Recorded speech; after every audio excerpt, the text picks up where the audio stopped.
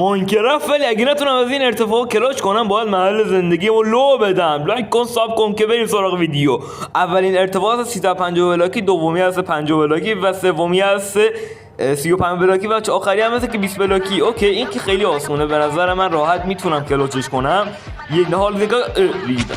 وای وای بدبخت، 2 قلب. وای ولی هنوز زندم. زندم. اوکی حالا رو سراغ ارتفاع قبلیو که ریدیم، ارتفاع 35 بلاکی. اینو میتونم، اینو قول میدم میتونم تمام بدون که دمجم کم بشه. ارتفاع 50 بلاکی این یکم سخت شد، ساب کن که بتونم برم.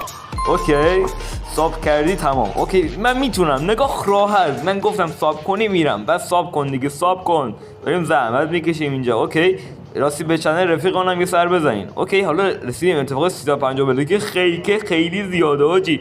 نمیدونم میتونم برم یا که نه. اوکی بریم. وای بودو وای نه. لایک و ساب کن که بریم که شریک زندگی میکنم و لو بدم. بیا اینم محل زندگی.